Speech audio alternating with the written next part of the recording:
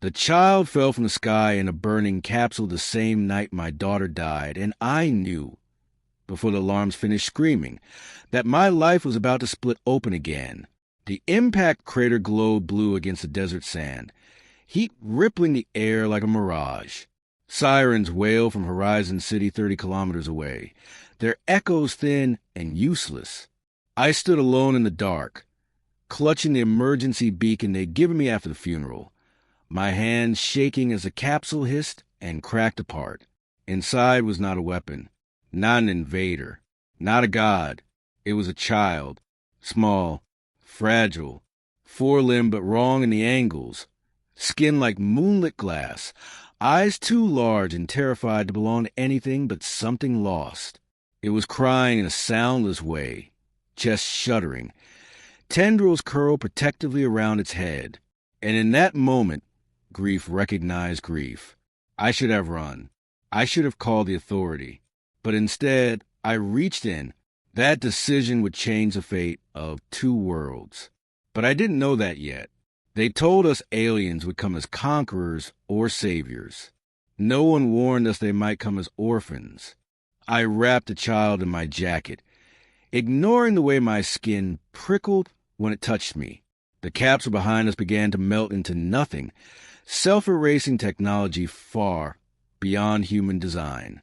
By the time drones arrived, there was no evidence left, just me, a woman with tear-streaked cheeks, holding something impossible. They asked me questions I couldn't answer. They scanned. They whispered. They argued about containment. But when the child whimpered and pressed its forehead against my chest, something ancient and human snapped into place inside me. "I'll take responsibility," I said, my voice steadier than I felt. "Whatever it is, whatever it needs." The room went silent. No one was prepared for what I just offered, and neither was I. They called it a xeno-dependent designation Echo 7. No homeworld identified. No known species. Its biology was adaptive, reactive, impossibly complex. It learned language in days, emotions in weeks.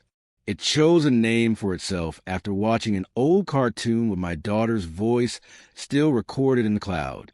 "Lumi," it said, light pulsing softly beneath its translucent skin. The first time it laughed, the walls shimmered. I didn't sleep that night, or the next.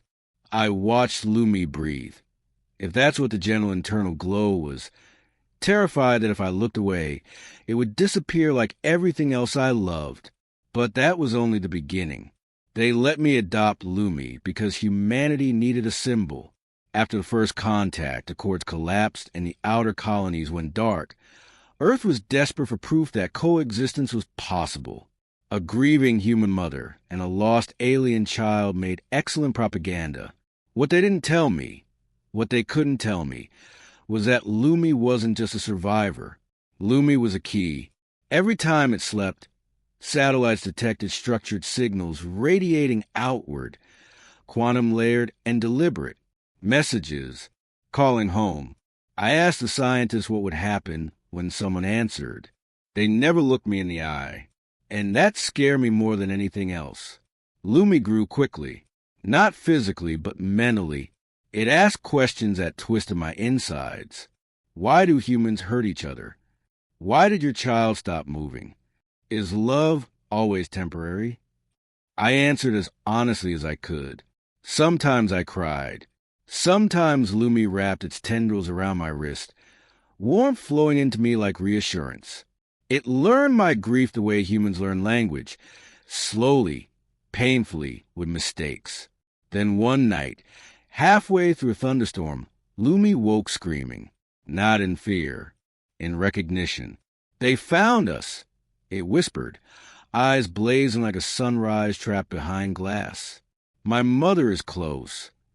The storm outside went silent. What happened next changed everything. The sky tore open above the Pacific in a way physics still refuses to explain. Not a fleet, not an armada. A single structure unfolded from nothing, vast and elegant, like a cathedral grown rather than built. It didn't threaten. It didn't fire. It waited. Every government panicked. Every weapon went online. Humanity stood on the edge of annihilation, fingers twitching. And then a voice, not through speakers, but inside our minds, spoke with impossible gentleness. I have come for my child. Lumi squeezed my hand. Hard. I was taken, it said quietly. My species believed humanity was dangerous. They sent me away to test you. A test. My stomach dropped. What happens now? I asked. Lumi looked at me, and for the first time it looked afraid. They will judge you, it said, by how you treated me. None of us were prepared for the truth. The alien emissary arrived alone. It was immense, her form folding to dimensions like silk through water, eyes like galaxies, a presence that bent gravity and thought around itself. She didn't look at the generals. She didn't acknowledge the weapons. She looked at me. You are the bonded guardian, she said, voice resonating in my bones. Explain your actions. Every camera in the world was watching. I told her about bedtime stories and scraped knees, about Lumi's questions and my fear, about how loving something alien didn't make me less human. It made me more. I told her I would die for her child. Silence followed. Then the being lowered herself, vast form contracting until she stood before us, still towering but hesitant. You have already proven something my species lost, she said, the ability to choose empathy over survival. But there was a catch. There's always a catch. Lumi was never meant to stay. The test wasn't about adoption. It was about extraction, about whether humanity would cling or let go. They will take me, Lumi said later, voice trembling. My people fear your violence. They fear your love even more. I felt something break inside me. Again, I had lost one child to random cruelty. I wasn't ready to lose another to cosmic caution. The emissary offered terms. Lumi would return. Earth would be spared. Technology would be shared. Carefully, conditionally, humanity would survive. At the cost of my child. That was the lowest point. The moment hope nearly died. But humans are stubborn like that. I asked for one private moment. The emissary agreed, curious. I knelt in front of Lumi, brushing light from its face like hair. My voice shook. I won't cage you, I said, and I won't beg them to keep you.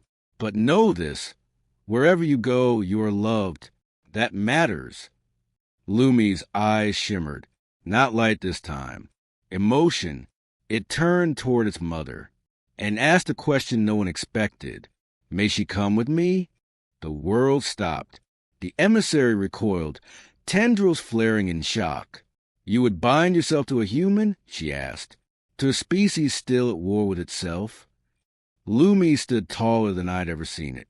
She chose me, it said, when she didn't have to. If humanity is judged by individuals, then judge her. Every alien sensor focused on me. Every human breath held. The emissary studied my memories without asking, my grief, my love, my mistakes. She saw everything. Then she did something no one thought possible. She knelt. You may stay, she said to me softly. If you wish. I could barely speak. Stay where? With us, the alien mother said. As family. The question I asked next came from somewhere deeper than fear. Can I stay with you too? The decision shattered history. I left Earth not as a captive, but as an ambassador of something older than civilization. Parenthood. Humanity gained more than technology. They gained trust. Conditional, fragile, real. Lumi's people learned something equally dangerous. That humans love without guarantees. Years later, from a world with 3 suns and skies that sang at dusk, I watched Lumi grow into something extraordinary. Part alien brilliance, part human heart. And when Earth finally joined the greater community, they didn't call us conquerors. They called us the ones who chose to stay. The last thing the alien mother ever said to me still echoes in my mind. Your species will survive, she said, not because you are strong, but because you refuse to let go. And for the first time since the sky fell, I believed it.